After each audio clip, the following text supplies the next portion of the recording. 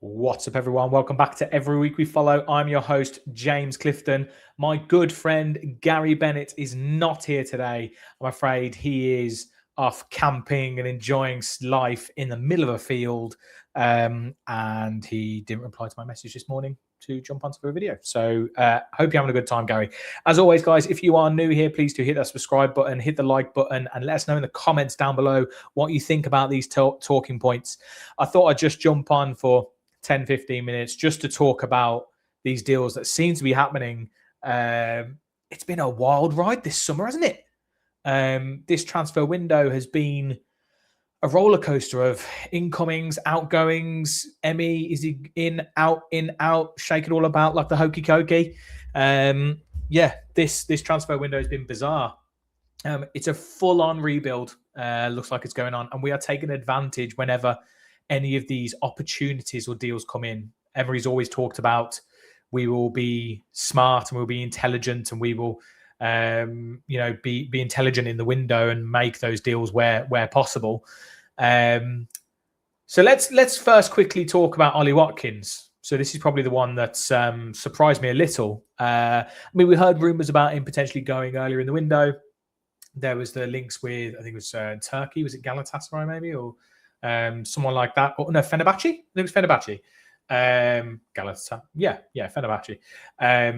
And those, nothing seemed to materialise. There didn't seem to be any bids from what we knew. Ollie Watkins, obviously a family man. He's got kids now. He's got a wife, and he's happy. He's happy in England, I suppose.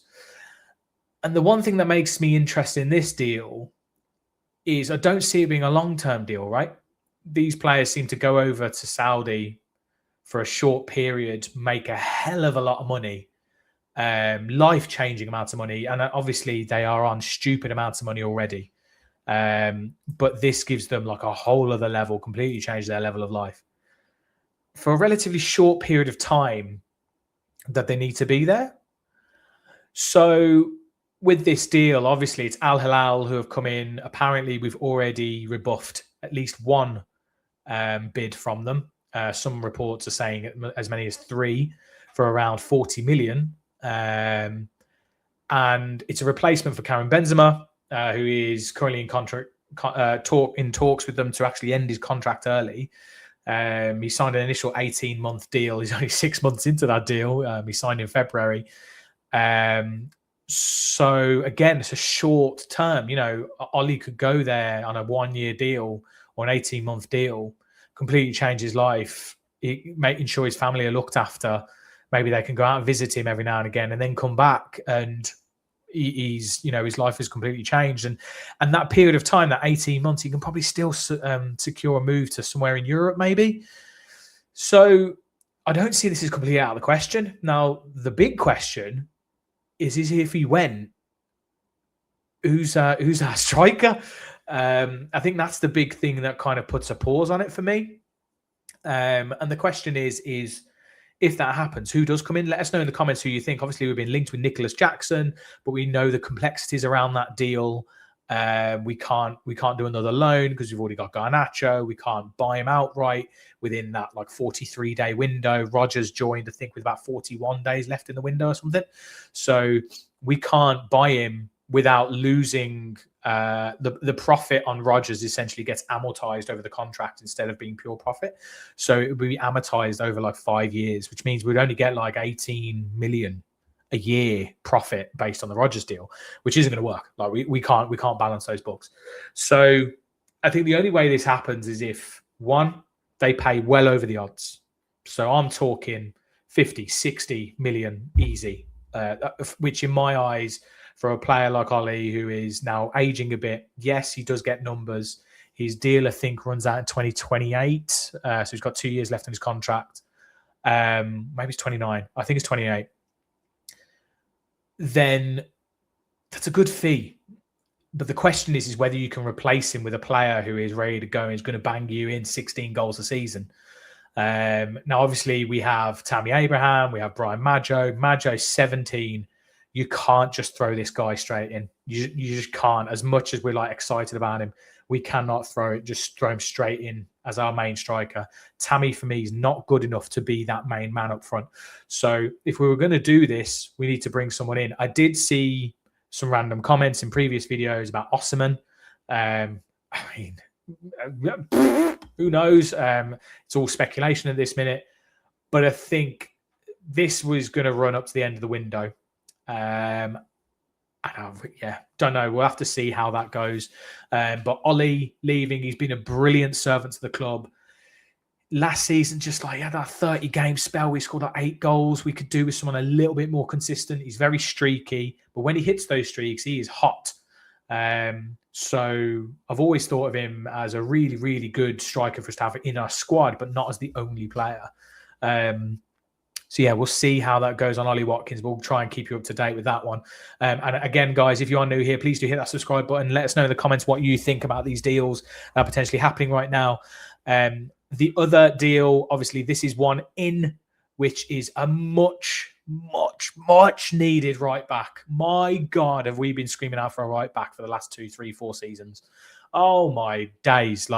Matty Cash, fantastic. I've really enjoyed watching Matty Cash. I've really enjoyed watching him flourish and grow under Emery. Obviously, with my in-laws being Forest fans as well, I've watched him for a long time and always thought he's a good player. And he's done some brilliant things for us. He's not that durable. He gets these soft tissue injuries. He gets these calf or hamstring strains from running down that right wing. He's also better. He's gotten better defensively, but he's not a great one-on-one wing back. He's not like Luca Dean, who is going to just see players off. He's going to muscle them off, and he's going to sheriff them out. Wan-Bissaka, solid defender. I'd be very happy personally with this deal. It'd be brilliant to be able to rotate him in and out with Cash, manage Cash's minutes. It also allows us to have that right winger who doesn't need to run back all the time. Obviously, Cash and John McGinn, they've got a wonderful relationship. McGinn will cover if Cash goes forward, etc. Whereas if we've got Alisson or something running down that right wing, you can't have Cash just sitting behind him. He's going to get done. So Wan-Bissaka, I'll be very happy with this. It's another one of those classic Villa's favourites, a loan with an obligation, but conditional. A conditional obligation, I believe. West Ham previously have been asking for around 25 million for Wan-Bissaka. So I would say if he comes in, does a job, and it's around that, I think that's an all right fee. I think we've done okay there. I'll be very happy with Wan-Bissaka coming in. I thought he was very good at Forest. I really liked him at Man U. I think I'd be all for this deal. I think that this is going to shore up that right back spot. If Ruggeri or however you want to pronounce it comes in, I don't know what's happening with that deal. Where's that gone? That seems to be taking forever. There's some of these deals, the Paulinho deal, the Ruggeri deal. Some of these deals just kind of lingering on, aren't they? They're just dragging a little bit, and I never like it. The longer it goes on, so what's going on? Gets towards the end of the window, they can hold us for ransom because we need these players. And I'm not one of those people that just is like players, Football Manager, get them in. That's not my style really. But I'm understanding of this rebuild. I feel like this rebuild is needed. We need young, fresher talent who's probably more than likely, even if they're not quite the standards that we need now, they're more bit potential, but working under Emery, we know what he can do. A little bit potentially where, in a couple of seasons, they make a tidy profit on a player, they can build that position up and keep them going that way. That's what we need to be doing. And, if we get Champions League again this season, which, by the way, it's going to be such a big ask.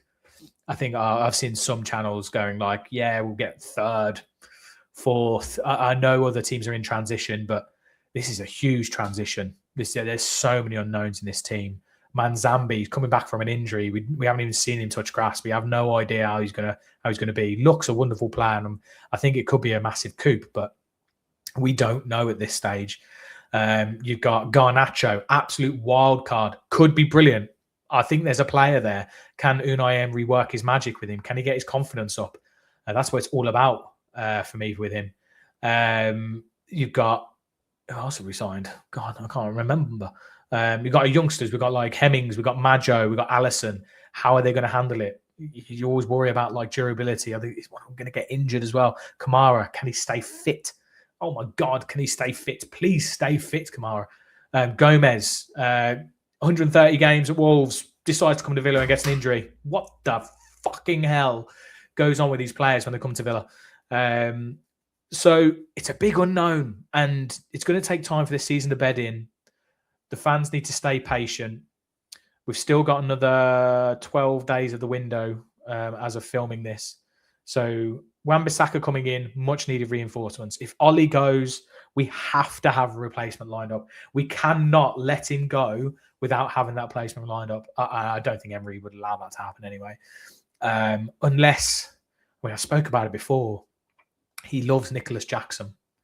He really wants that deal. From what we understand anyway, obviously I don't know Emery personally. I haven't spoke to him over a beer or wine. What would he, do you think he drinks? I have no idea. Let us know in the comments. Would he wait for Jan to bring him in? Could we survive the next 4 months without Ollie Watkins? Could Tammy and Majo do a job up front for us until January? Is there another loan you can get in? Could we get another loan from somewhere else for a player on a 1-year deal maybe, and then bring Jackson in January? Don't know.